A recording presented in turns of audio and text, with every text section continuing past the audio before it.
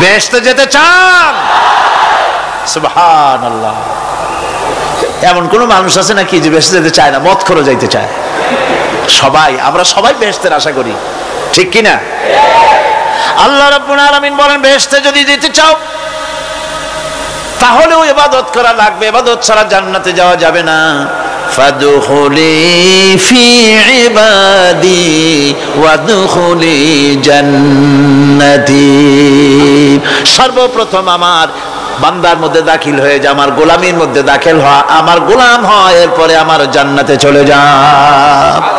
আগে গোলাম হবি, তারপরে কোথায় যাবি? জান্নাতে যাবে। আগে গোলাম হ, আগে গোলামির খাতায় নাম লেখা, আগে সত্যিকারের আমার বান্দা হ, গোলাম, এরপরে জান্নাতে যাওয়া যাবে। জান্নাতে যাইয়া আল্লাহর সাথে কি দেখা করতে চাই? আল্লাহর সাথে দেখা করতে চাই। আল্লাহ রাব্বুল আলামিন বলেন, فَمَنْ كَانَ يَرْجُو لِقَاءَ رَبِّهِ فَلْيَعْمَلْ عَمَلًا صَالِحًا وَلَا يُشْرِكْ بِعِبَادَةِ رَبِّهِ أَحَدًا। তোমাদের মধ্যে যদি কেউ আল্লাহর সঙ্গে, তার রবের সঙ্গে যদি কেউ দেখা করতে চায়, তাহলে সে যেন ভালো ভালো কাজ করে, নেক কাজ করে, আর তোমার রবের সাথে অর্থাৎ আল্লাহ রাব্বুল আলামিনের সাথে ইবাদতের মধ্যে যেন কাউকে শরীক না করে। শিরক যদি না করো, খাঁটি গোলাম, খাঁটি বান্দায় যদি পরিণত হতে পারো, কিয়ামতের দিন আল্লাহ রাব্বুল আলামিনের সঙ্গে দিদার নসিব হয়ে যাবে। এই গোলামি করব কতদিন? কতদিন গোলামি করব? এই প্রশ্নের জবাবে আল্লাহ রাব্বুল আলামিন কোরআনে কারীমের মধ্যে জবাব দিয়ে দিয়েছেন, ওয়া'বুদ রাব্বাকা হাত্তা ইয়াতিয়াকাল ইয়াকিন। মৃত্যু পর্যন্ত, যতক্ষণ না নাক দিয়ে শেষ প্রশ্বাসটি, নিঃশ্বাসটি বেরিয়ে যাচ্ছে, ততক্ষণ পর্যন্ত আনুগত্য, গোলামি সবটা হবে কার? জোরে চিল্লা এখন কার? এই গোলামি জীবনের সব ক্ষেত্রে করতে পারলে আমরা মুসলমান, আর করতে না পারলে মুসলমান নামে মুনাফিক। না পারলে কি? মুনাফিক। বন্ধুগণ, ইয়াকা নাবুদু পর্যন্ত বলে ওয়া ইয়াকা নাস্তাইনের কথাটা শোনাচ্ছি। সূরা ফাতিহার ভিতরে আমরা পড়ি, পড়েন আমার সাথে, ইয়াকা নাবুদু ওয়া ইয়াকা নাস্তাইন। আয় আল্লাহ, একমাত্র তোমার গোলামি করি আর একমাত্র তোমার কাছে সাহায্য চাই। তুমি ছাড়া কারো কাছে সাহায্য? এটা কি ঠিক? এটা কি আমাদের মনের কথা, ঈমানের কথা? আল্লাহ করুন, আল্লাহ করুন, বলি আমিন। হাদিস শরীফে বলা হয়েছে, ইজা সাআলতা ফাসআলিল্লাহ ওয়া ইজা ইসতাআনতা ফাসতাইন বিল্লাহ। কিছু চাইতে হলে আল্লাহর কাছে চাও, কিছু বলতে হলে, ভিক্ষা করতে হলে আল্লাহর কাছেই ভিক্ষা করো। কার কাছে ভিক্ষা করবেন? আল্লাহর কাছে বলুন। আমার বন্ধুগণ, আমি আমার ঈমান থেকে কথা বলি, আমি আমার ঈমান থেকে কথা বলি। কোরআন এবং হাদিস পড়ে যতটুকু আল্লাহ বোঝার তৌফিক দিয়েছেন, সেই কথাগুলি পেশ করার জন্য চেষ্টা করি। বন্ধুগণ, এদিক ওদিক কোনো দিকে না ঘুরে মসজিদে যান, মসজিদে গিয়ে নামাজ পড়েন, আর আল্লাহর কাছে হাত পেতে আল্লাহরে বলেন। সেজদা গিয়া যখন রব্বুল আলামিনের দরবারে কিছু চাইবেন, হুজুরের কাছে জিজ্ঞেস করা হয়েছে, হুজুর, বান্দা কখন আল্লাহর নিকটবর্তী হয়ে যায়? আল্লাহর নবী বলেছেন, বান্দা যখন সেজদা দেয় তখন বান্দা একেবারে আল্লাহ পাকের কাছে চলে যায়। আল্লাহর কাছে চান, যা দরকার, ছেলে নাই, মেয়ে নাই, বউ নাই, অথবা চাকরি নাই, প্রমোশন চাই, ব্যবসায় উন্নতি চাই, যা দরকার কাকে বলবেন? মনটাকে পরিষ্কার করুন, আজকে মনটাকে সাফ করুন, সমস্ত দুর্বলতা থেকে মনকে উঠায় আনো, বিশ্বাস করুন, যা চাওয়ার, যা বলার সবটা আল্লাহর কাছে। কার কাছে? আমি তার গোলাম। আমি কার গোলাম?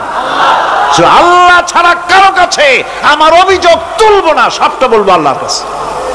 বলে দেখেন, বলে দেখেন আল্লাহ পাক কিভাবে আপনাকে সাহায্য করেন। সুবহানাল্লাহ। ভাইরা আমার, আল্লাহ রাব্বুল আলামিন রাসূল করিম সাল্লাল্লাহু আলাইহি ওয়াসাল্লামকে বলেছেন ফাইদা ফারাগতা ফানসাব ওয়া ইলা রাব্বিকা ফারগাব, যখন তুমি খালি হাত হয়ে যাবে, দাঁড়িয়ে যাবে এবং তোমার রবের কাছে মিনতি জানাবে, কিছু যখন থাকবে না, তোমার রবের কাছে দাঁড়ায় যাও আর তার কাছে মিনতি জানাও, তোমাকে আল্লাহ ভরপুর করে দিবেন। ভান্ডের কোনো অভাব নাই। আমাদের ভান্ড হচ্ছে যত দেব তত কমবে, আর আল্লাহর ভান্ড যত দেয় তত সমান সমান থাকে, মোটেই কমে না, মোটেই কমে না।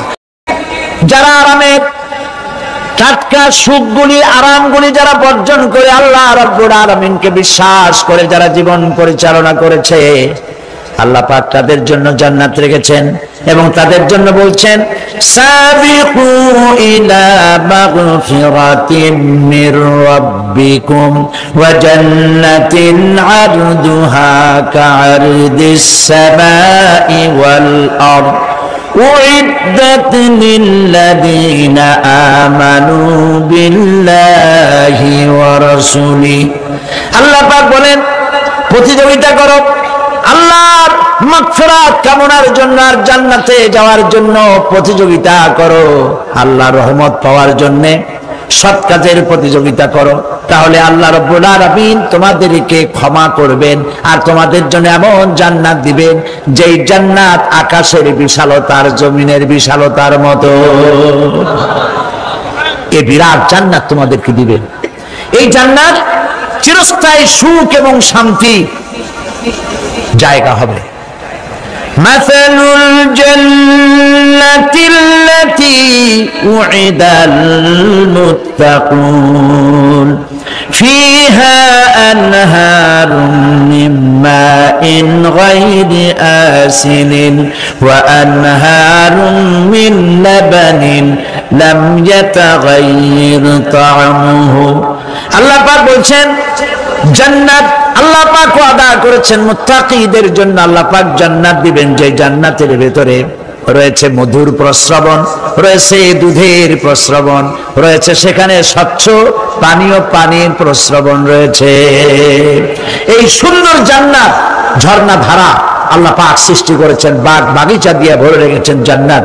সেই জান্নাতে জান্নাত হবে এয়ার কন্ডিশন, রোদ্রের তাপ হবে না সেখানে, রোদ্রের খরতাপ হবে না সেখানে, ঠান্ডার প্রচন্ডতা থাকবে না।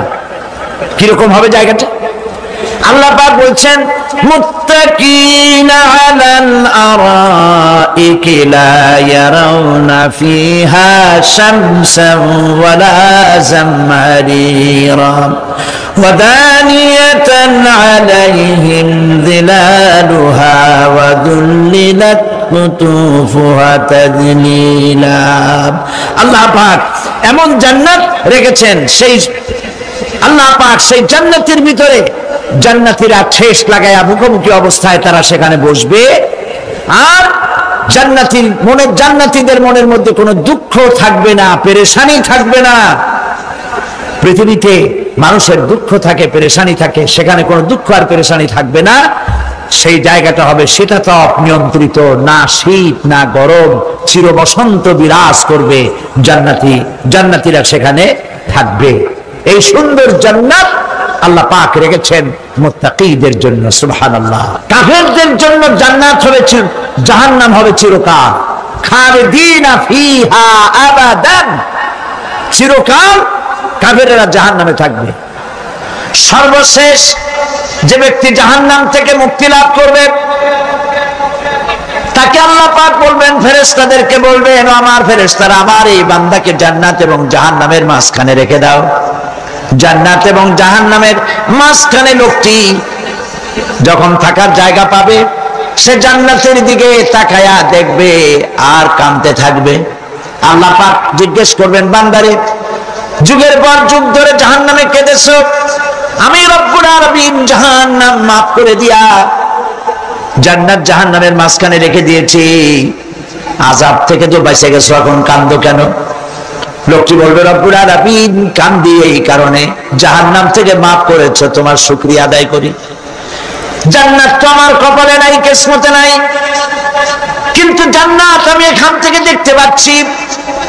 জান্নাতের সুঘ্রাণ আমার নাকে আসতেছে, কপালে নাই যাওয়ার। আমি কাঁদি এই জন্য, তুমি যদি মেহেরবানি করে আমাকে জান্নাতের দরজার কাছে একটু দাঁড় করায় দিতা, প্রাণ ভরে তোমার জান্নাতের দৃশ্যটা একটু দেখতাম। আল্লাহ পাক তার আরজি পূরণ করবেন, বলবেন যাও, ফেরেশতাদের বলবেন এর জান্নাতের দরজার কাছে দাঁড় করায় দাও। জান্নাতের দরজার কাছে দাঁড়িয়ে লোকটি আবার কান্না শুরু করবে। আল্লাহ পাক প্রশ্ন করবেন, এবার কান্দো কেন? লোকটি বলবে, রব্বুল আলামিন, কান্দি এই কারণে, জান্নাতের এই দরজায় দাঁড়ায়া জান্নাতের অফুরন্ত নেয়ামত কিছুই ভালো করে দেখা যায় না, শুধু অল্প জায়গা দেখি। যদি তুমি আমারে দয়া করে জান্নাতের মাঝখানে দাঁড় করায় দিতা, চতুর্দিকে তাকায়া তাকায়া দেখা কলিজারে ঠান্ডা বানাইতাম। তবে আমি ওয়াদা করি, জান্নাতের কোন নাজ নেয়ামত, কোন ফল আমি খাবো না, ধরবো না, সইব না। একটুখানি মেহেরবানি করে মাঝখানে দাঁড় করাইয়া দাও, জান্নারে ঠান্ডা করি। আল্লাহ রাব্বুল আলামিন ফেরেশতাদের বলবেন, আমার এই বান্দারে জান্নাতের মাঝখানে দাঁড় করাইয়া দে। আল্লাহর নবী বলেন, জান্নাতের মাঝখানে দাঁড়িয়ে লোকটি আগের চাইতে আরো জোরে চিৎকার মেরে কাঁদতে থাকবে। আল্লাহ পাক বলবেন, বান্দারে কি হলো তোর?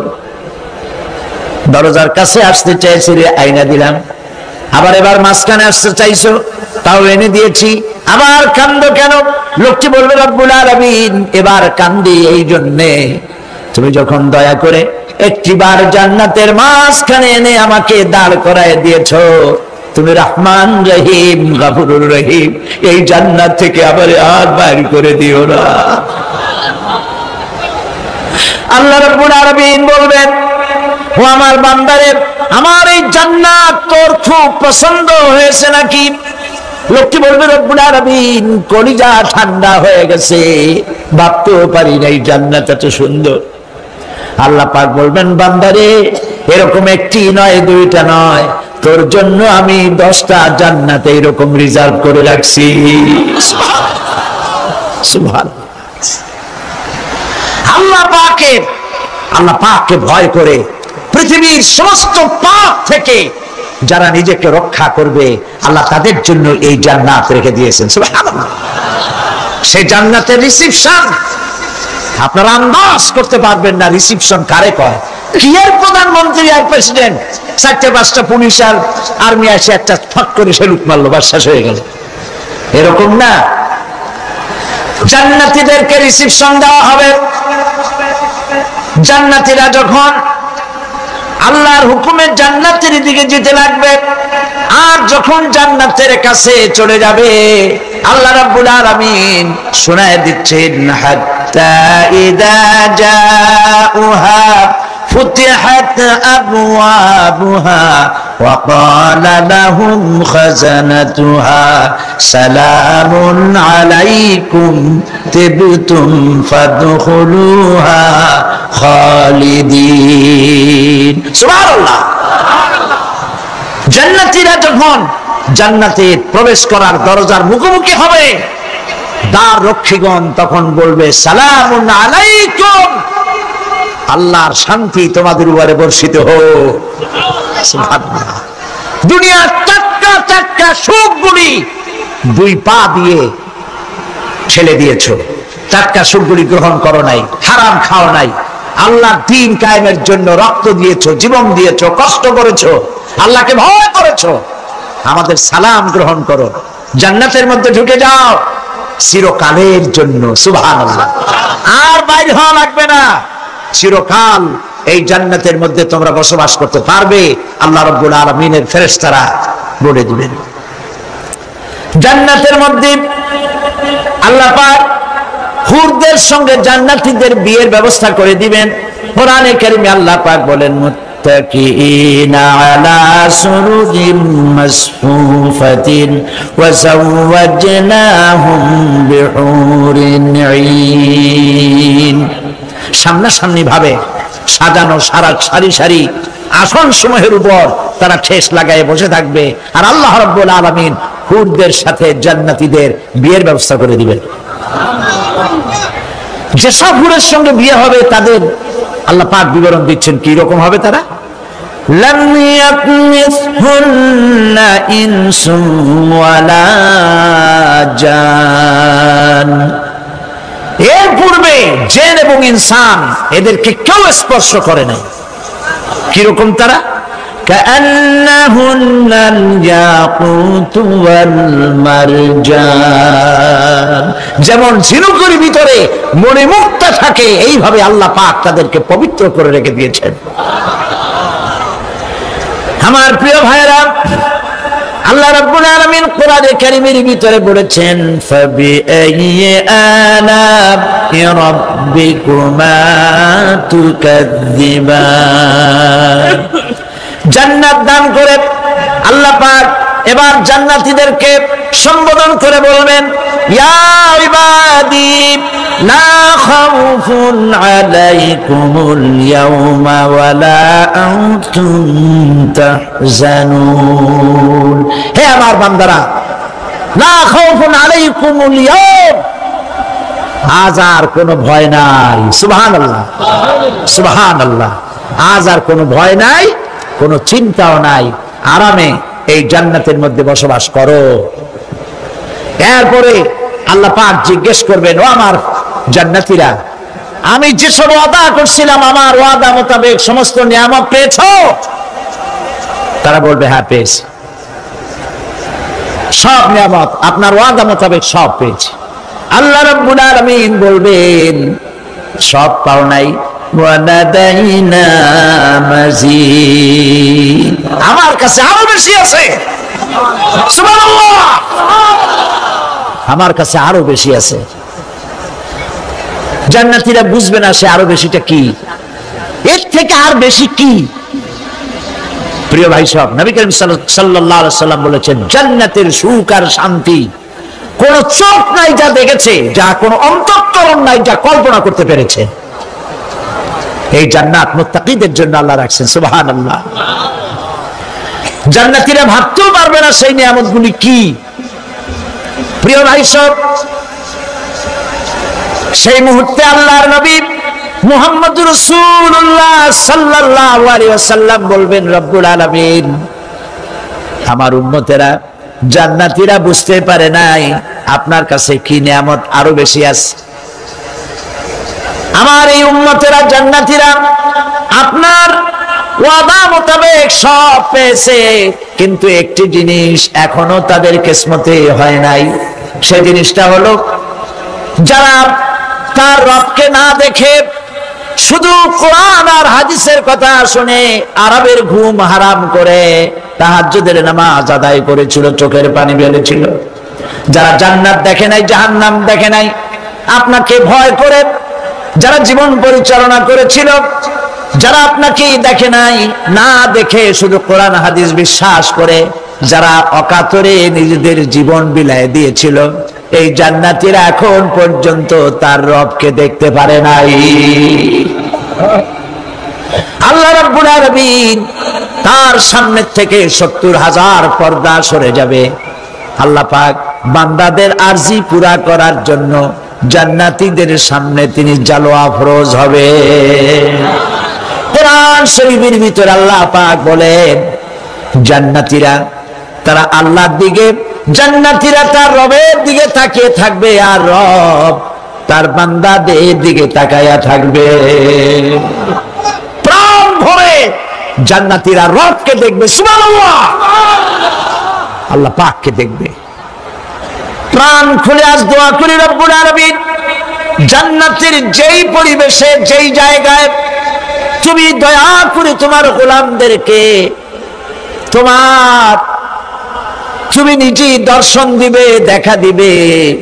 মনিব গো, ও আমাদের রব, আজ এই বিশাল জনসমুদ্র নিয়ে তোমার দরবারে আবেগ ভরা কণ্ঠে বলি, যে অনুষ্ঠানটি তুমি এমন মুবারক অনুষ্ঠান করবে যেখানে তুমি জান্নাতীদেরকে দেখা দিবে, ওই জান্নাতের কোনো একটি, ওই অনুষ্ঠানের কোনো একটি কোনায় কানায় আমাদেরকেও দাঁড় করাইয়া দেখান তো।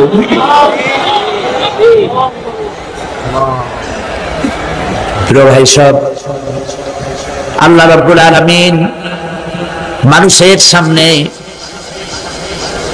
এত সব নিয়ামত রেখেছেন, এই জান্নাত দান করবেন। এরপরে আল্লাহ রাব্বুল আলামিন কোরআনে কারীমের মধ্যে বলেছেন, রব্বিস সামাওয়াতি ওয়াল আরদি ওয়া মা বাইনাহুমার রাহমানি লা ইয়ামলিকুনা মিনহু খিতাবা। এই সব পুরস্কার রয়েছে তোমাদের সেই রবের পক্ষ থেকে যিনি আকাশ আর জমিনের মালিক। সুবহানাল্লাহ বলবেন না?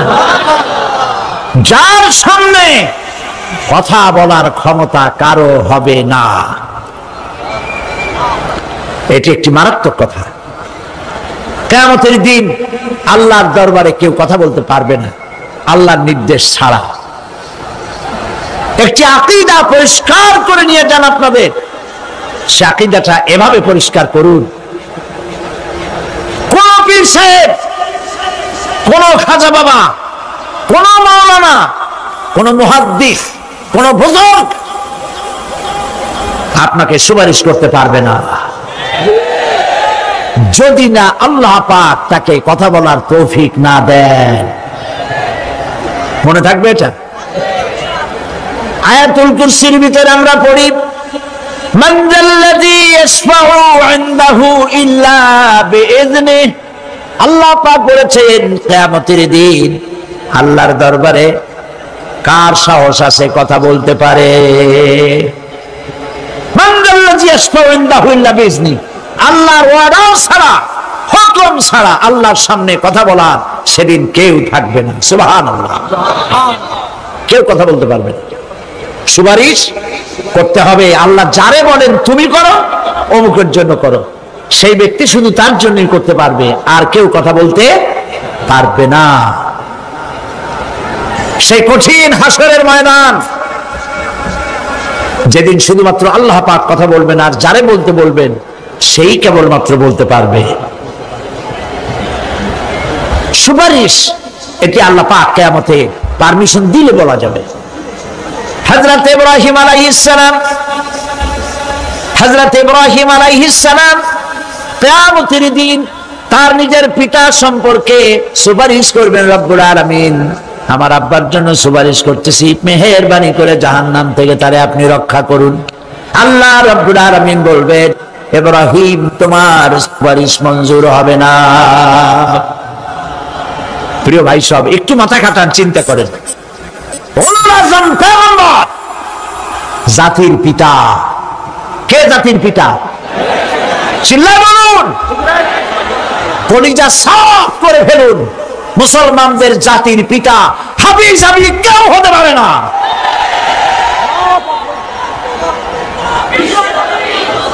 মিল্লাতা আবিকুম ইব্রাহিম।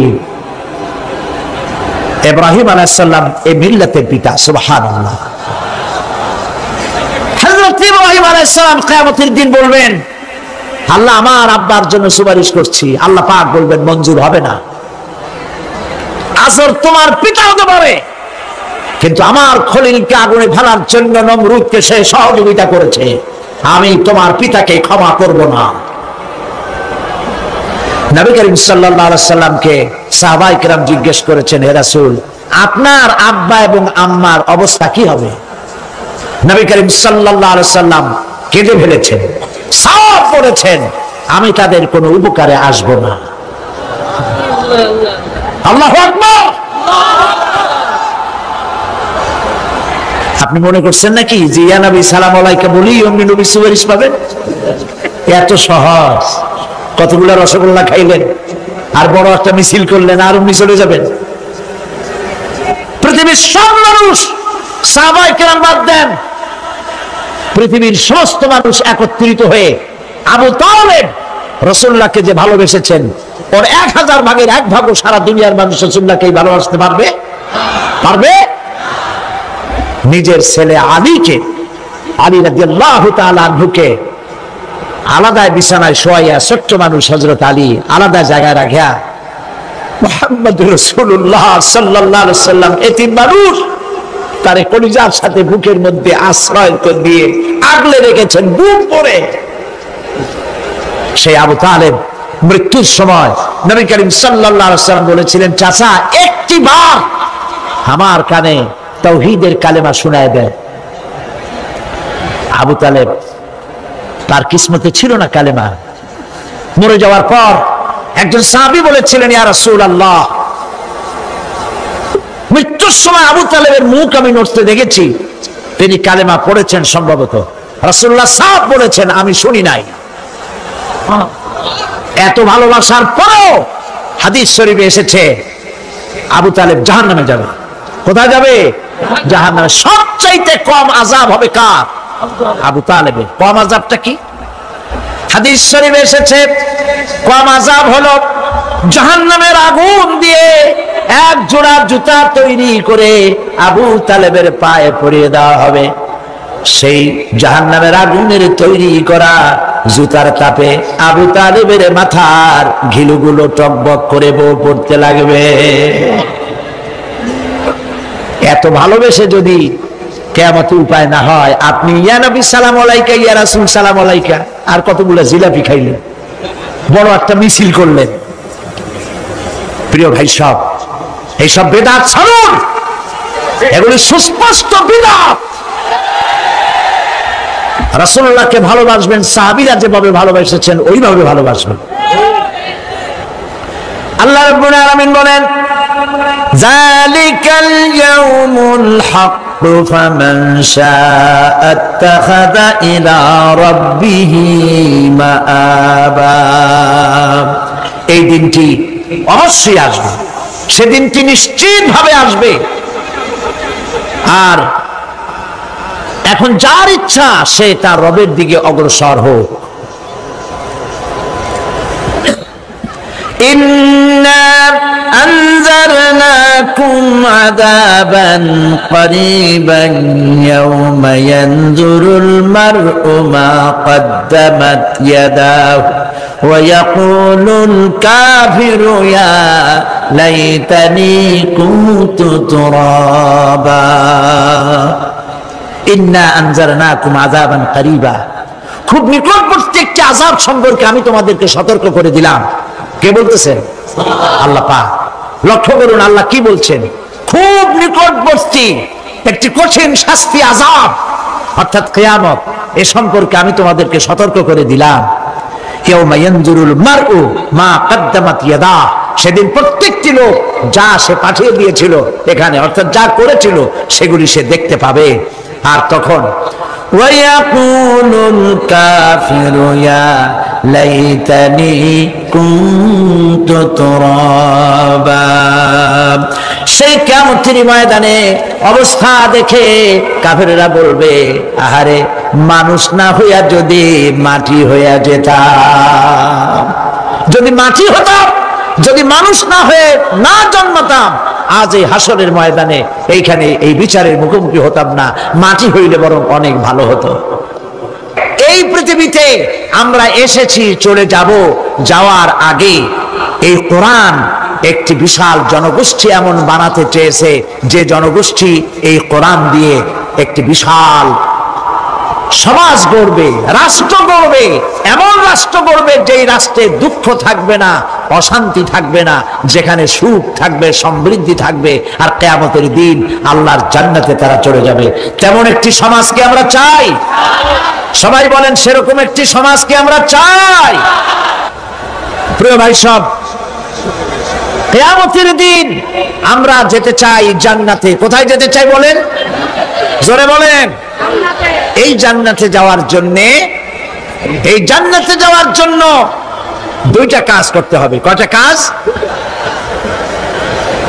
আল্লাহ রাব্বুল আলামিন বলেন, ফামান কানা ইয়ারজু লিকাআ রাব্বিহি ফালইয়ামাল আমালান সালিহান ওয়া লা ইউশরিক বিইবাদাতি রাব্বিহি আহাদা।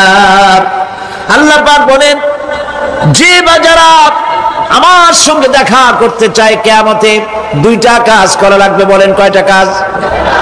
একটা হলো নেক আমল। কি আমল বলেন? নেক আমল। নেক আমল কারে বলে? নেক আমল করতে হলে আবার দুইটা শর্ত লাগে। এক নম্বরে কাজটা করতে হবে আল্লাহরে খুশি করার জন্য। কারে খুশি করার জন্য? একটা মাদ্রাসা বানাইছি যাতে লোকেরা বলে যে বড় একটা মাদ্রাসা বানাইছেন, এই জন্য মাদ্রাসা বানাবেন, মসজিদ বানাবেন, হসপিটাল বানাবেন, যা কিছু করেন নিয়ত হবে আল্লাহকে খুশি করা। নিয়ত হবে কারে খুশি করা? আল্লাহ পাককে খুশি করা। এই হলো নেক আমলের প্রথম শর্ত, কাজ হবে আল্লাহকে খুশি করার জন্য। 2 নম্বরে কাজটি হতে হবে সুন্নতে নববী সাল্লাল্লাহু আলাইহি ওয়াসাল্লামের উপরে। মনে থাকবে, আল্লাযী খালাকাল মাউতা ওয়াল হায়াতা লিয়াবলুয়াকুম আইয়ুকুম আহসানু আমালা। আল্লাহ পাক বলছেন আমি মৃত্যু আর জীবন সৃষ্টি করেছি। কেন করেছি? লক্ষ্য করুন, লিয়াবলুয়াকুম, যাতে করে আমি তোমাদেরকে পরীক্ষা করে নিতে পারি। কি ব্যাপারে? আইয়ুকুম আহসানু আমালা, আমলের দিক থেকে, নেক কাজের মধ্য থেকে, ভালো কাজ এবং খারাপ কাজের মধ্য থেকে, আইয়ুকুম আহসানু আমালা, ভালো কাজের দিক থেকে তোমাদের মধ্যে কে উত্তম, কে ভালো মানুষ, এইটার পরীক্ষা নেওয়ার জন্য আমি মৃত্যু আর জন্মের সৃষ্টি করেছি। প্রিয় ভাই সব খুব লক্ষ্য করুন, জন্ম আর মৃত্যু, জন্ম হলে মৃত্যু হবেই, না হবে না? এই যে একটা ডিউরেশন, একটি সময়, এই সময়টা হলো পরীক্ষার সময়। আমরা যারা পড়াশোনা করেছি, আপনারা পড়াশোনা করেছেন নিশ্চয়ই, কলেজে অথবা হাই স্কুল অথবা মাদ্রাসায় প্রতি বছর একটা করে পরীক্ষা আসে না পরীক্ষা? এই পরীক্ষার ডিউরেশন কত সময়? 3 ঘন্টা। কয় ঘন্টা বলে? 3 ঘন্টা। এই 3 ঘন্টা পরীক্ষা দিতে গিয়ে আপনারা কি কোনো ছাত্রকে দেখেছেন যে প্রশ্নপত্র সামনে নিয়ে গল্প করতেছে, প্রশ্নপত্র সামনে নিয়ে তাস খেলে, জুয়া খেলে, আর একদিকে তাকায় থাকে? প্রতিটি মুহূর্ত সে কাজে লাগাচ্ছে, প্রতি মুহূর্ত কাজে লাগাচ্ছে। 3 ঘন্টা পুরা হওয়ার 2 ঘন্টার মধ্যে পরীক্ষা তার শেষ হয়ে গেছে, কিন্তু সে চলে যাচ্ছে না, বাকি আরো 1 ঘন্টা আধা ঘন্টা রিভাইজ করতেছে। সে যা যা পরীক্ষা দিয়েছিল প্রশ্ন অনুযায়ী জবাবগুলি ঠিক হয়েছে কিনা সে মিলাই দেখে। কারণ কি? কারণ হলো এই পরীক্ষা যদি ফেল করি, বাপ মায়ের কষ্ট করা পয়সাগুলি বিফলে চলে যাবে, আমি চাকরি পাবো না, আমার জীবনটা 1 বছরের জন্য নষ্ট হয়ে যাবে। এই জন্য সে এত খাটাখাটনি করে পরীক্ষায় ভালো ফল করার জন্য সে পরীক্ষা দেয়, এবং পরীক্ষার রেজাল্ট এই পৃথিবীতেই হয়। ঠিক কিনা বলে? খাতা দেখতে যতদিন লাগে তারপরে পরীক্ষা হয়। খুব লক্ষ্য করুন, আমাদেরও একটা পরীক্ষা চলতেছে এই পৃথিবীতে, সকলে। ওইটা শিক্ষাঙ্গনের পরীক্ষা, এটা জীবনের পরীক্ষা। এই যে ওর পরীক্ষার ডিউরেশন, সময়কাল 3 ঘন্টা, আর আমাদের পরীক্ষার, সমস্ত মানুষের পরীক্ষার সময়কাল হলো জন্ম থেকে শুরু করে মৃত্যু পর্যন্ত। এর মধ্যে বালেগ হওয়া পর্যন্ত সময়টা কনসিডারেবল, ক্ষমার যোগ্য। 15 বছর 12 বছর বালেগ হইতে যে কয় বছর লাগছে, এইটা যা করছেন যা বলছেন সব মাপ। কিন্তু বালেগ হওয়ার পরের থেকে নিয়ে মৃত্যু পর্যন্ত যা যা করবেন সমস্ত কাজের হিসাব আল্লাহর কাছে দিতে হবে।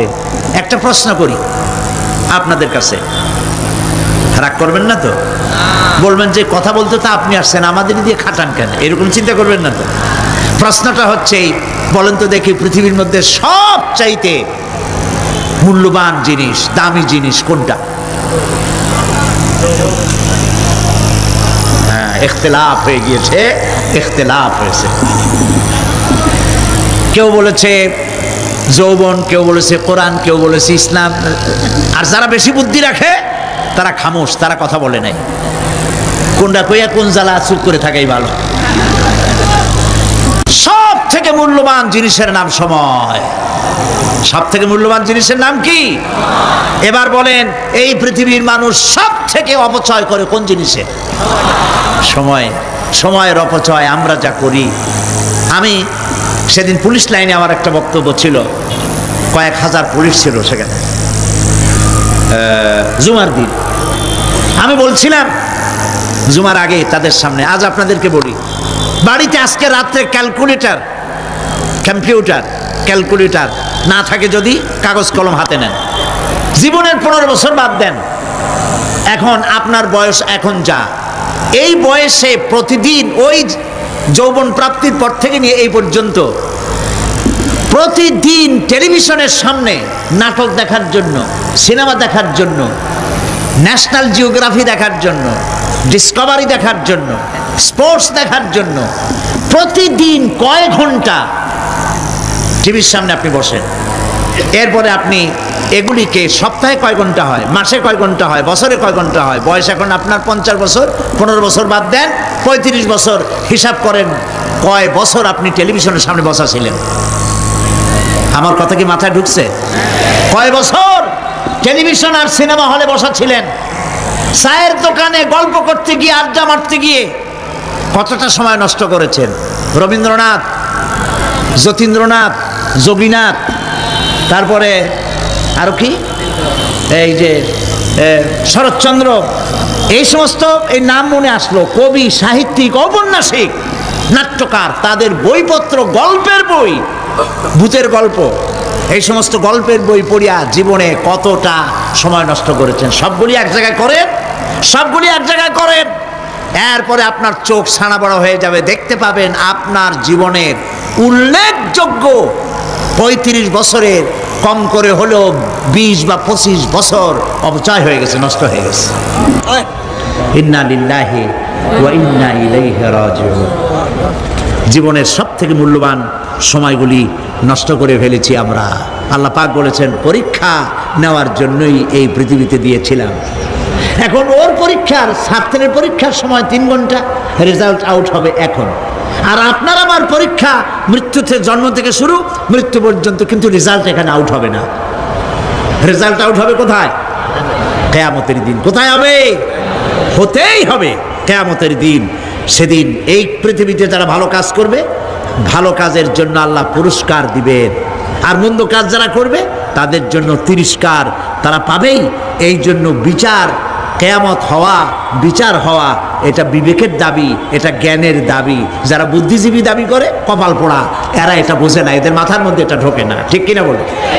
প্রিয় ভাই সব, কিয়ামত হবে এবং কিয়ামতে আল্লাহর দরবারে আমাদের সকলকে উঠতে হবে, এতে কোনো সন্দেহের অবকাশ নেই। এবার দেখেন আল্লাহ পাক এবার যুক্তি দিয়ে বুঝাচ্ছেন। সুবহানাল্লাহ বলেন। তোমরা যারা বলো যে মরে যাব, পচে যাব, মাটির সাথে মিশে যাব, আবার জিন্দা হব কেমনে? আল্লাহ বলে, কেমনে জিন্দা হবা বুঝাই। সুবহানাল্লাহ বলেন। আল্লাহ রাব্বুল আলামিন বলেন, আল্লাহুল্লাযী আরসালার রিয়াহা ফাতুসিরু সাহাবা فسقناه إلى بلد ميت فأحيينا به الأرض بعد موتها كذلك النشور। আল্লাহ পাক বলেন, লক্ষ্য করে দেখো, সমুদ্রের লবণাক্ত পানিগুলি বাষ্পীয় আকারে মেঘমালায় পরিণত করে দেই, আর বাতাসকে হুকুম করি মেঘটাকে টেনে নিয়ে যাও অমুক জায়গায়। আল্লাহ যেখানে বৃষ্টি দিতে চান, বাতাস মেঘকে ঠেলে নিয়ে সেখানে নিয়ে আসে, বৃষ্টির পানিগুলি পড়ল। আল্লাহ পাক বলেন, আকাশের সেই বৃষ্টির পানি দিয়া মরা জমিনকে আমি জিন্দা করে দিলাম। ফাআহিয়ানা বিহিল আরদা বাদা মাউতিহা, এই মৃত্যু জমিনকে আমি জিন্দা করলাম। সেখানে তুমি বীজ বপন করলে, সেই বীজগুলি, বীজের মাথা ফাটাইয়া চারাগুলি কে বের করে দিল? মাটির আস্তরণ, মাটির আস্তরণের মধ্যে কদুর বিচি, লাউর বিচি। আপনারা কদু কন না লাউ বলেন? যেটাই হোক, বুঝলেই হইল, কদু অথবা লাউ একই কথা। অথবা যে কোনো শাক সবজি, উদ্ভিদ, এর চারা, এর বীজ মাটিতে দেওয়া হলো। মাটিটা ফেটে চারা, যে পাতা দুটো বেরিয়ে আসলো, এই পাতা কি শক্ত না নরম? তাহলে মাটিটা ফাটাইয়া পাতা দুটো বাইর করে দিল কে? সুবহানাল্লাহ বলে। মরা জমিন থেকে, মরা জমিনে বৃষ্টির পানি দিয়ে জমিনটাকে জিন্দা করে, তার ভিতর থেকে আমি এভাবে করে জিন্দা করি, উদ্ভিদগুলিকে জিন্দা করে দেই। ঠিক একইভাবে কাযালিকান নুশুর, এইভাবে করে কিয়ামতে তোমাদেরকে উঠানো হবে। সুবহানাল্লাহ। লাল শাক দেখছেন? লাল শাক খান না আপনারা? বিচিগুলো ছোট ছোট বিচিগুলি ছড়ায় দেন, দেখবেন কয়েকদিনের মধ্যে মাটির থেকে সব উদ্গত হয়ে যাবে। আল্লাহ পাক এই পৃথিবীতে আমাদের সৃষ্টি করেছিলেন, কবরের মধ্যে আমরা চলে যাব। সে কবর কি, হাসর কি ইত্যাদি বলবো ইনশাআল্লাহ ধীরে ধীরে। তো মাটির ভিতর থেকে এই গাছগুলি চারাগুলি যেভাবে উদ্গত হয়, আল্লাহ পাক বলছেন এইভাবে করে আমি তোমাদেরকে জিন্দা করব, আবার উঠাবো, এতে কোনো সন্দেহ নাই। সুবহানাল্লাহ। রব্বুল আলামিন দৃষ্টান্ত দিয়ে বুঝাচ্ছেন, আলাম ইয়াকুনু ফাতাম মিন মানিজ্জিয়ুমনা সুম্মা কানা আলাকাতান ফাখালাকা ফাসাওয়া ফাজআলা মিনহু যাওজাইনি যাকারা ওয়াল উনসা। আল্লাহ পাক বলেন, মানুষকে নিকৃষ্টতম মাতৃগর্ভে নিক্ষিপ্ত এক ফোঁটা পানি ছিল না, আমি তার থেকে আকার আকৃতি দিয়ে সুগঠিত করে মানুষের আকার দান করেছি, আর মায়ের পেটের ভিতরে আমি নারী আর পুরুষ বানাইছি, কন্যা সন্তান এবং পুত্র সন্তান বানাইছি। সুবহানাল্লাহ। এখন মানুষে কয় যে আমরাও পারি। এই যে ক্লোনিং সিস্টেম একটা শুরু হয়েছে, শুনছেন আপনারা? কথা না কইলে বুঝি কি? ক্লোনিং পদ্ধতি। এটি ক্লোনিং পদ্ধতি বিজ্ঞানীরা যারাই কাজটা করতেছে, তারা বিশ্ব সভ্যতাকে বিনষ্ট করার একটি মারাত্মক কাজে তারা হাত দিয়েছে।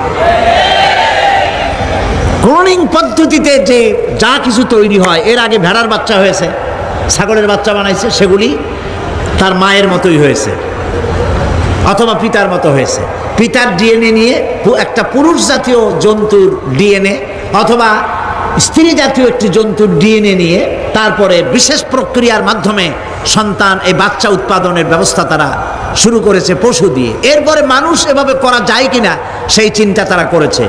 ইতিমধ্যে নাকি দুটো বাচ্চা হয়েছে, এটা সত্য না মিথ্যা এখনো যাচাই করা যায় নাই। কিন্তু পশুর থেকে যেগুলো হয়েছে সবগুলি রোগ নিয়ে আসছে পৃথিবীতে, গেল 1 নম্বর কথা।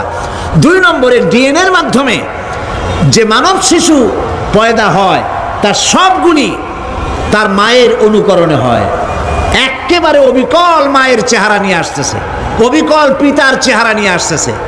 চিন্তা করুন, এই মেয়ে যখন বয়সপ্রাপ্ত হবে তখন তার পিতা কি করে বুঝবে তার বউ কোনটা আর মেয়ে কোনটা? কথা শুনতেছেন? পিতার অবিকল চেহারা নিয়ে একটা সন্তান আসলো, এখন সন্তান বড় হয়েছে, তার মা কি করে বুঝবে যে আমার স্বামী আসছেন, আমার ছেলে আসছে? মানুষের এই হাজার হাজার crore crore million billion trillion মানুষ আল্লাহ পাক সৃষ্টি করেছেন এই পৃথিবীতে। একটা মানুষের চেহারার সাথে আর একটা মানুষের মিল না, গলার আওয়াজেরও মিল নাই। যতই নকল করার চেষ্টা করুক একজন আর একজনের, ধরা পড়েই। ঠিক কিনা কন? ধরা পড়বেই। গলার আওয়াজের যদি মিল থাকতো কি হইতো? এই যে মাহফিলে আসছেন আপনার ওয়াজ শুনতে, বউ আছে বাড়ি, আপনার অবিকল আপনার আওয়াজের মতো একজন, গলার আওয়াজ ঠিক একই রকম, আপনার ঘরের দরজা কাছে যেয়ে বলতো, শুনছো আমি আসছি, দরজা খুলে দাও। তারপর দরজা খুললে কি হইতো চিন্তা করেন? সুবহানাল্লাহ বলবেন না? সুতরাং ক্লোনিং পদ্ধতিতে যারা মানুষ বানাবার চেষ্টা করছে, বিশ্ব সভ্যতাকে ধ্বংস করার জন্য, নৈতিকতার বাঁধকে ভেঙে দিয়ে পৃথিবীকে জেনা ব্যভিচারের একটি বিশাল একটি জাহান্নামে পরিণত করার জন্য তারা এই চেষ্টা চালাচ্ছে। উচিত হবে পৃথিবীর সমস্ত নেতৃবৃন্দ, বিশ্ব নেতৃবৃন্দের ঐক্যবদ্ধ হয়ে এই দুঃসাহসিক কাজকে বাধা দিয়ে বন্ধ করে দেওয়া উচিত। আল্লাহর সৃষ্টির সাথে পাল্লা দিতে গেলে ধ্বংস ছাড়া পথ থাকবে না। লক্ষ্য করেছেন? আপনি সাক্ষী দিলে আজ এক সাক্ষী দেবেন, কালকে বলবেন যে ওই সাক্ষী আমি দেই নেই। আজকে সই করেছেন, কালকে বলবেন ওই সই আমি করি নেই। কিন্তু আল্লাহ রাব্বুল আলামিন আপনার ফিঙ্গারপ্রিন্ট, আপনার আঙ্গুলের ছাপ এমন করে দিয়েছেন, এই আঙ্গুল দিয়ে যদি কাগজের উপর একটা টিপ মারেন, টিপ সই করেন, আপনার বাবা কবর থেকে উঠে এসেও বলতে পারবে না যেটা আপনার না। আদম আলাইহিস সালাম থেকে নিয়ে আজ পর্যন্ত আজ থেকে নিয়ে কিয়ামত পর্যন্ত যত মানুষ পৃথিবীতে এসেছে আর আসবে, কোন মানুষের আঙ্গুলের রেখার সঙ্গে আর একজন আঙ্গুলের রেখার মিল হবে না। এ হচ্ছে আমার আল্লাহর সৃষ্টি, সুবহানাল্লাহ। সুতরাং তিনি বলছেন, আমি মাতৃগর্ভের ভিতরে সন্তান তৈরি করি, সেই সন্তানকে কোনটা কন্যা সন্তান, কোনটা পুত্র সন্তান আমি বানাই। এই কাজটা যিনি পারেন, এবার দেখেন সামনে কি বলতেছেন আল্লাহ, এই কাজটি যিনি করতেছেন, আলাইসা যালিকা বিকাদিরিন আলা আইয়ুহিয়াল মাউতা। এত বড় কাজ যিনি সম্পাদন করেছেন, এক ফোঁটা নাপাক পানি, এক ফোঁটা নিকৃষ্ট গান্দা পানি যা শরীর থেকে নির্গত হলে পরে গোসল ফরজ হয়ে যায়, এমন এক ফোঁটা পানি দিয়ে তোমার জন্মের উৎপত্তি করেছি, আকার দিলাম, হাত দিলাম, পাও দিলাম, চোখ দিলাম, সুন্দর করে বানালাম, তারপরে পৃথিবীতে পাঠালাম। এরপরে তুমি কি করে মনে করতে পারো যে সেই আল্লাহ তোমার মৃত্যুর পরে আবার চিন্তা করতে পারবে না? আলাইসা যালিক, আল্লাহ পাক কি তোমাকে মৃত্যুর পরে, আলাইসা যালিকা বিকাদিরিন, আল্লাহ পাকের পক্ষে এটা কি সম্ভব নয় যে তোমার মৃত্যুর পরে আল্লাহ আবার চিন্তা করবেন? বলেন অবশ্যই পারবেন, বলেন অবশ্যই পারবেন। প্রিয় ভাই সব, আল্লাহ পাক এরপরে বলছেন, ইয়া আইয়ুহান নাসু ইন কুনতুম ফি রাইবিম মিনাল বা'সি ফাইন্না খালাকনাকুম মিন তুরাব। হে মানব সকল, যদি সন্দেহ হয় যে আমি তোমাদের পরকাল সম্পর্কে, যদি পুনরুত্থান সম্পর্কে যদি তোমাদের সন্দেহ হয়, জানা থাকা উচিত আমি তোমাদেরকে মাটি দিয়ে সৃষ্টি করেছি, মাটির উপকরণ দিয়ে সৃষ্টি করেছি। এই মাটির সাথে মিশে যাবা, আবার উঠানো হবে। মাটিতে কবরের মধ্যে মুর্দা রাখার সময় কি বলি আমরা?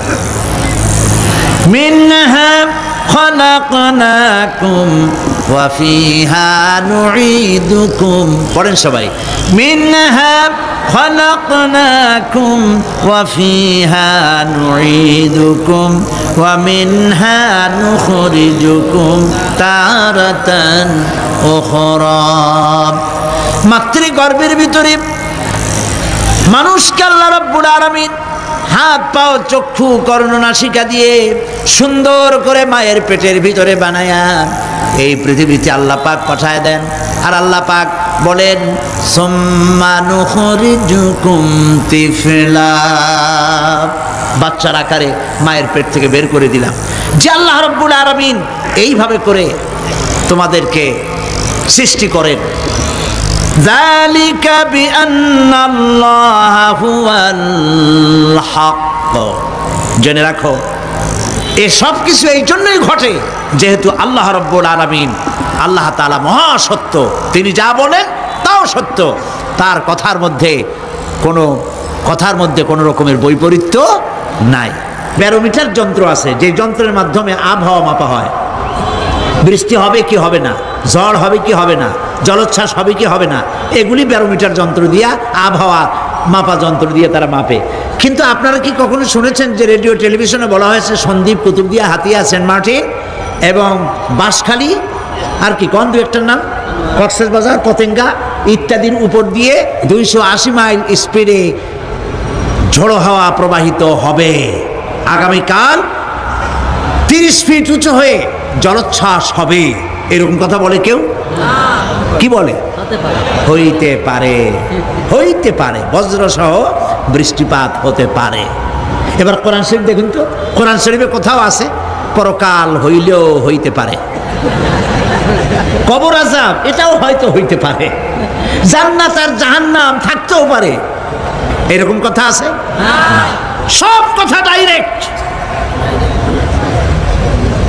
কোন কথার ভিতরে কোন রকমের বৈপরীত্য নাই। আল্লাহ রাব্বুল আলামিন বলেছেন, ইযাস সামাউ ফাতারাত, আকাশসমূহ যখন বিদীর্ণ হয়ে যাবে, ওয়া ইদাল কাওয়াকিবু তাতারাত, আর যখন তারকাসমূহ বিক্ষিপ্ত হয়ে পড়বে, ওয়া ইদাল কুবুরু বুসিরাত, আর যখন কবরের ভিতরে যা কিছু আছে সব উদ্গীরণ করে দেওয়া হবে। সমস্ত কথাগুলি ডাইরেক্ট যালিকা বিআন্নাল্লাহা হুয়াল হক, যেহেতু আল্লাহ মহা সত্য। ওয়া মান আসদাকু মিনাল্লাহি কিলা, আর আল্লাহর চাইতে সত্যবাদী আর কে আছে? বলেন আছে কেউ? সে আল্লাহ রাব্বুল আলামিন বলেন, এত কিছু কাজ, এত সুন্দর ব্যবস্থাপনা করে যিনি করেন, ওয়া আন্নাহু ইউহিল মাউতা ওয়া আন্নাহু আলা কুল্লি শাইইন কাদির। সে আল্লাহ রাব্বুল আলামিন তোমাদেরকে তোমাদের মৃত্যুর পরে আবার জিন্দা করবেন, এতে সন্দেহ করার কোনো কারণ নাই। وأن الساعة آتية لا ريب فيها وأن الله يبعث من في القبور। আল্লাহ পাক বলছেন অবশ্যই কিয়ামত আসবে, তাকে কেউ বিন্দুমাত্র এতে কোনো সন্দেহ নাই। আর وأن الله يبعث من في القبور, আর আল্লাহ পাক অবশ্যই কবরে যা কিছু আছে সব বের করে নিয়ে আসবেন। কান্নাহুম জারাদুম মুনতাশির, যেমন আপনারা দেখছেন কিনা এই যে যখন বন্যা বলে, পানি টানি যখন ওঠে, বন্যা নাকি বলে, তুফান, বন্যা ইত্যাদি যখন হওয়ার সম্ভাবনা হয়, তখন মাটি থেকে, গ্রাম্য পরিবেশে দেখা যায় মাটি থেকে পোকামাকড়গুলি এভাবে উঠতে থাকে। দেখছেন না? আপনারা দেখছেন কিনা? পাখাওয়ালা পিঁপড়াগুলি এইভাবে সব উঠতে থাকে। কান্নাহুম জারাদুম মুনতাশির, এইভাবে করে পোকামাকড় পতঙ্গগুলি যেভাবে মাটি থেকে উদ্গত হতে থাকে, সমস্ত খবরগুলি থেকে মানুষগুলি এভাবে উদ্গত হয়ে যাবে। তবে হ্যাঁ, আপনারা একটা প্রশ্ন করতে পারেন যে কবর দিয়ে সব উঠবে, কিন্তু যে মানুষের বাঁকে খাইছে তার কি হবে? যে মানুষ আগুনে পড়ে গেছে তার কি হবে? যে নদীর মধ্যে ডুবে গেছে তার কি হবে? যে কুমিরের পেটে চলে গেছে তার কি হবে? এরকম একটা প্রশ্ন আপনারা করতে পারেন। কবর কাকে বলে সেটা আমাদের জানতে হবে। কবর শুধু মাটির গর্তটাকেই কবর বলা হয় না, এটি আলমে বারজাখ, এটি পর্দা, এটা জবনিকা। মৃত্যুর পরের জীবনটাই হলো আলমে আখিরাত পর্যন্ত যাইতে যে জীবনটা লাগে, যে একটি সময় আছে, এই সময়টার নামটাই হলো কবর। সেটা গর্তের মধ্যে হইতে পারে, মাটির মধ্যে, সেটা বাঘের পেটে হতে পারে, সেটা কুমিরের পেটে হতে পারে, সেটা পানিতে পচে যেতে পারে, এটা কোনো বিষয় না। আল্লাহ পাক উঠাতে চাইবেন এবং সমস্ত কিছুকে কিয়ামতের দিন আল্লাহ রাব্বুল আলামিন তার দরবারে হাজির করবে। তাহলে আমরা বুঝতে পারলাম যে কিয়ামত যে হবে এই ব্যাপারে কোনো সন্দেহের অবকাশ নাই। এখন ওই কিয়ামতের দিন আল্লাহ রাব্বুল আলামিন আমাদের বিচার নেবেন, হিসাব করবেন। দুনিয়ায় যে পরীক্ষা দিয়েছিলাম, এই পরীক্ষায় যদি কেউ একবার ফেল করে, আর একবার পরীক্ষা দিয়ে পাস করার সুযোগ আছে। আরো একবার যদি ফেল করে, আবার পরীক্ষা দিয়ে পাস করার সুযোগ আছে। 10 বার পরীক্ষা দিবেন, 10 বার ফেল করবেন। 100 বার পরীক্ষা দিবেন, 100 বার ফেল করবেন, তারপরেও আবার পরীক্ষা দেওয়ার সুযোগ আছে।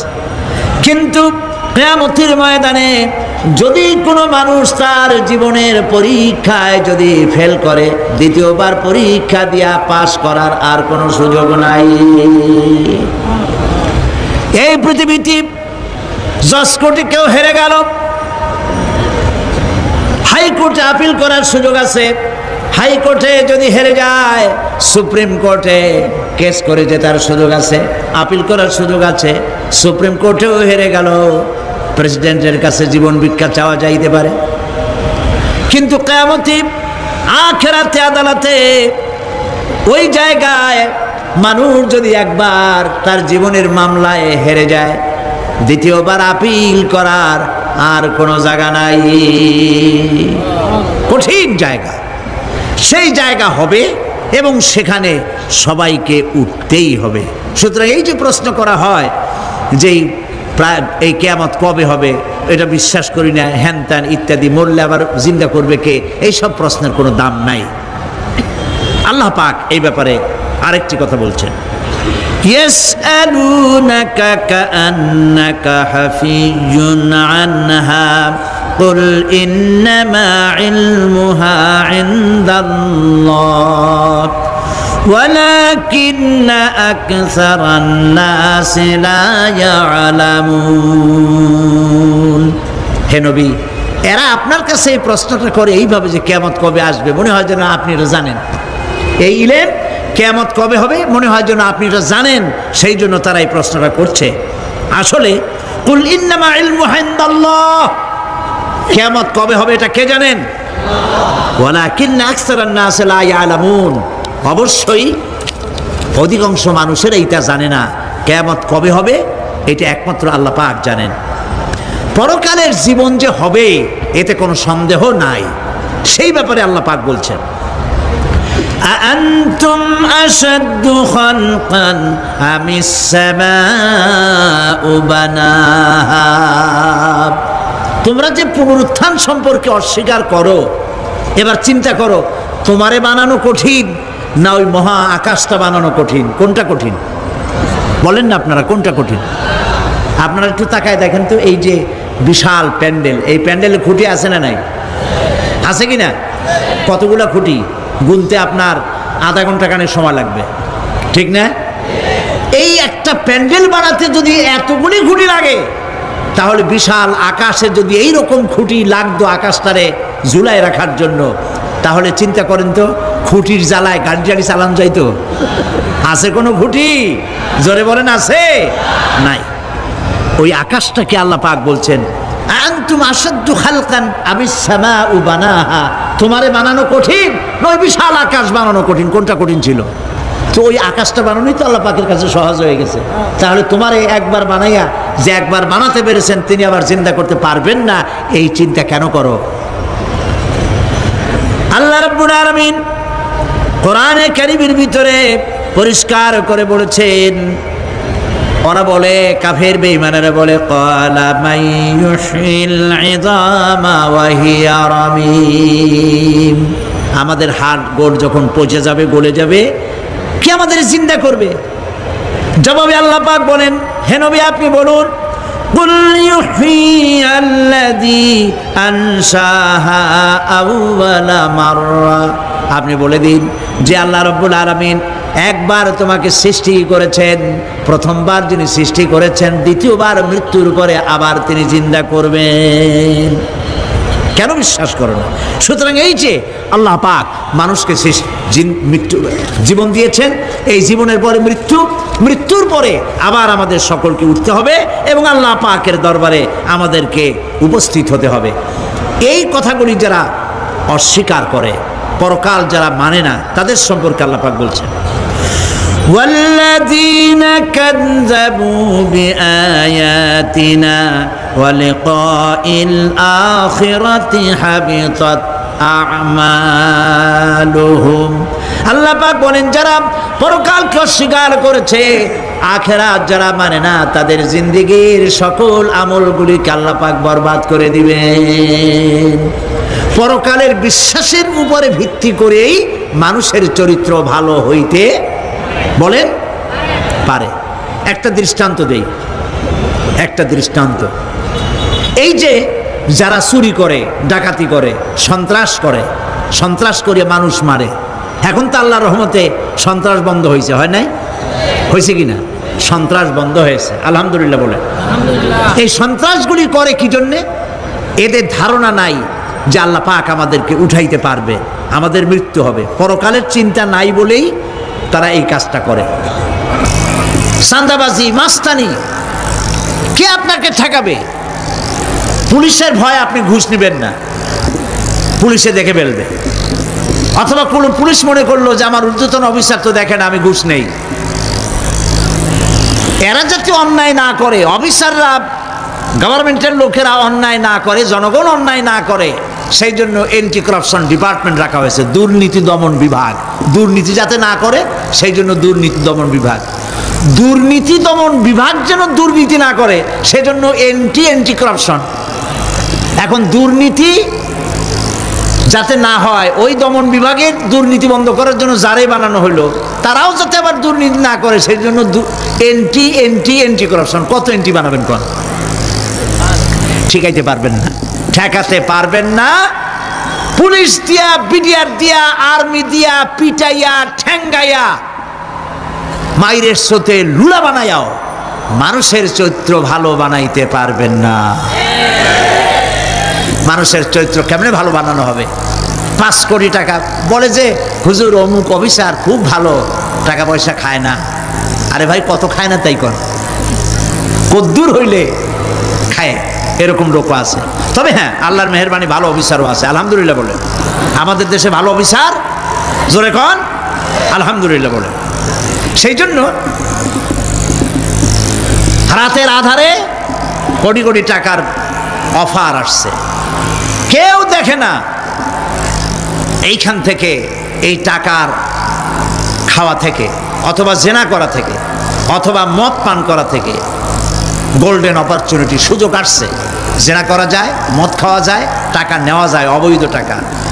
এই অপরাধ থেকে বাঁচাতে পারে একমাত্র পরকালের জবাবদিহিতা, আখিরাতের ভয়। আল্লাহর কাছে আমাকে জবাবদিহি করতে হবে, এই ভয় ছাড়া আর কোনো কিছুই মানুষের এই বিপদ থেকে মানুষের চরিত্র ভালো বানাইতে পারে না। মানুষের চরিত্র ভালো বানাবার জন্য এটাই হচ্ছে একমাত্র পথ।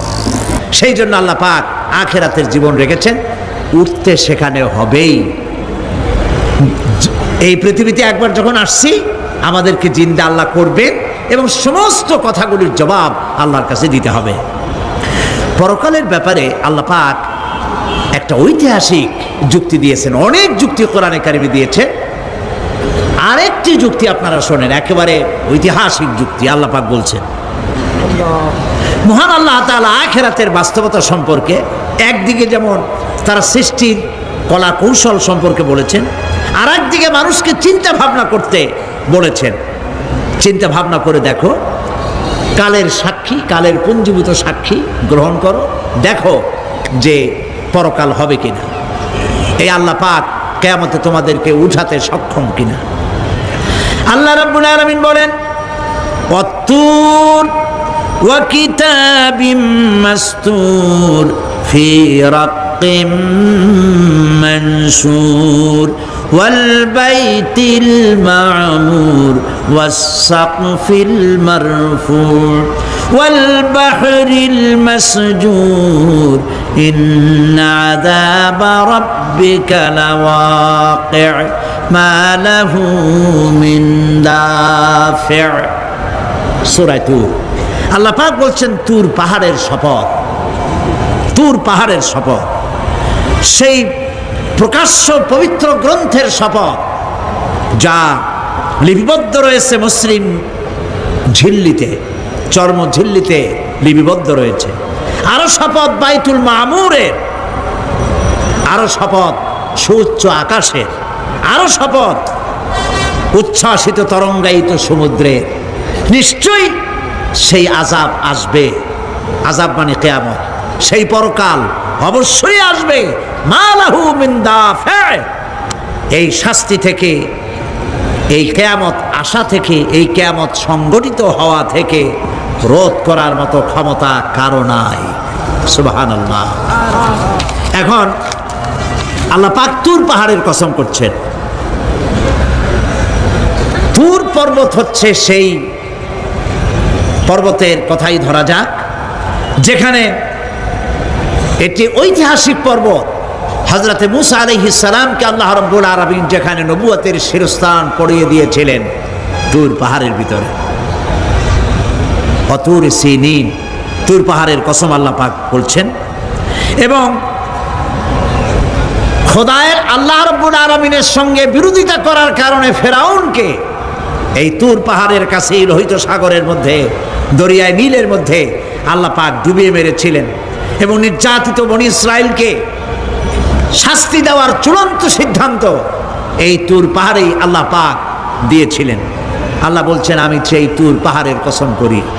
ওয়া কিতাবিম মাসতুর, এবং পবিত্র গ্রন্থের শপথ, যে গ্রন্থগুলি নাজিল হয়েছে নবীদের উপরে, ইনজিল, তাওরাত, জাবুর, কোরআন, এই কিতাবগুলির কসম করি। সুবহানাল্লাহ। কোরআনের কসম করি, আল্লাহ পাক বলছেন, এই কিতাবগুলির কসম করছি। তুর পাহাড়ের কসম করছি, কিতাবগুলির কসম করছি। ওয়াল বাইতুল মামুর, আর বাইতুল মামুরের কসম করছি। সেটা কি? আকাশের প্রত্যেকটি আকাশে একটি করে বাইতুল মামুর আছে। ওই আকাশের ফেরেশতারা এই বাইতুল মামুরকে কেন্দ্র করে আল্লাহ রাব্বুল আলামিনকে সেজদা দেয়। আল্লাহ পাক হযরত আদম আলাইহিস সালামকে বলেছিলেন একটি ঘর বানাও, বাইতুল মামুরের নিচে বানাও। তিনি বললেন আমি তো জানি না বাইতুল মামুর কোথায়। হযরত জিবরাইলকে পাঠানো হলো, বাইতুল মামুর আকাশের যেখানে আছে ঠিক সেই সোজা বর্তমানে মক্কা শরীফে যে কাবা শরীফ যা আছে অবিকল আল্লাহ পাকের আকাশে বাইতুল মামুর যেখানে তার সরাসরি নিচেই কাবা শরীফ স্থাপিত হয়েছে। আল্লাহ রাব্বুল আলামিন বলছেন আমি এই বাইতুল মামুরের কসম করছি। এরপরে আল্লাহ পাক বলছেন যে ফেরেশতারা যে বাইতুল মামুরকে তাওয়াফ করে এবং আল্লাহ পাকের ইবাদত করে সেই বাইতুল মামুরের কসম, ওয়াস-সাকফিল মারফু, সুউচ্চ আকাশের কসম। এই আকাশ আল্লাহ পাক সৃষ্টি করেছেন বেগাইরে আমাদিন, কোন রকমের কোন খুঁটি ছাড়াই। সুবহানাল্লাহ বলি আমরা।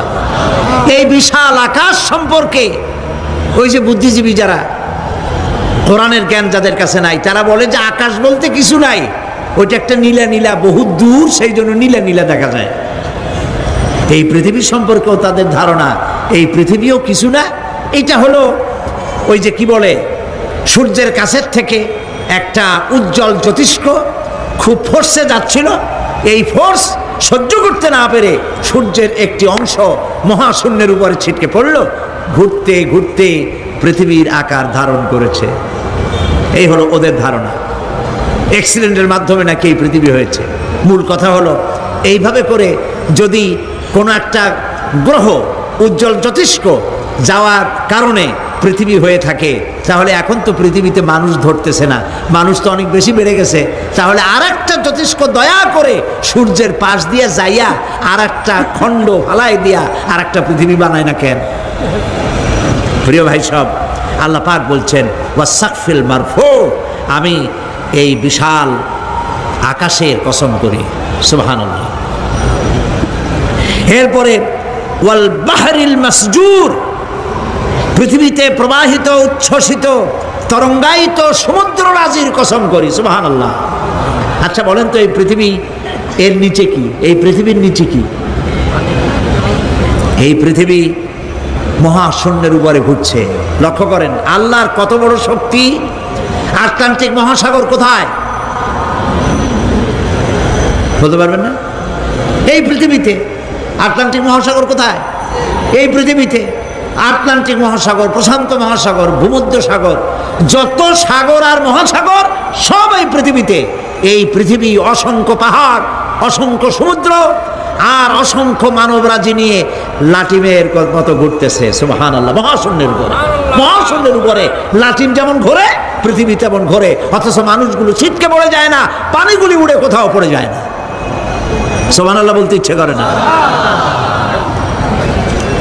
আল্লাহ রাব্বুল আলামিন সূরা ইয়াসিনের মধ্যে বলেছেন লাশ-শামসু ইয়ানবাগি লাহা আন তুদরিকাল কমারা ওয়ালাল লাইলু সাবিকুন নাহার ওয়া কুল্লুন ফি ফালাকিন ইয়াসবাহুন। সূর্য চন্দ্রের অধিকার নষ্ট করতে পারে না। রাত দুপুরের সময় সূর্য উঠবে না, দিনের দুপুর বেলায় চন্দ্র উদিত হয়ে সূর্যের আলোকে নিষ্প্রভ করতে পারে না। চন্দ্র সূর্যের আগে যেতে পারে না, সূর্য চন্দ্রের আগে যেতে পারে না, কারো গায়ে কারো ধাক্কা লাগে না। অসংখ্য তারকারাজি উড়ে বেড়াতেছে, কারো সাথে কারো কোনো ধাক্কা নাই, কোনো সংঘর্ষ নাই।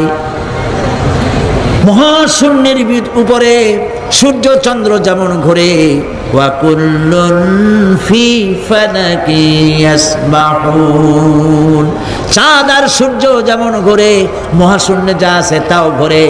এই পৃথিবীটা মহাশূন্যের উপরে, গোটা পৃথিবী সমস্ত সমুদ্র আর মহাসমুদ্র নিয়ে সব ঘুরতেছে। সুবহানাল্লাহ। ওয়াল বাহরিল মাসজুর, তরঙ্গায়িত উচ্ছ্বসিত সমুদ্র রাজির কসম করি। সমুদ্র সন্দ্বীপ যাওয়ার সময় কেমন অবস্থা হয়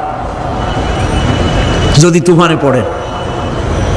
দাল্লা মান তাদউনা ইল্লা ইয়াহু, সকলের কথা মানুষ ভুলে যায়।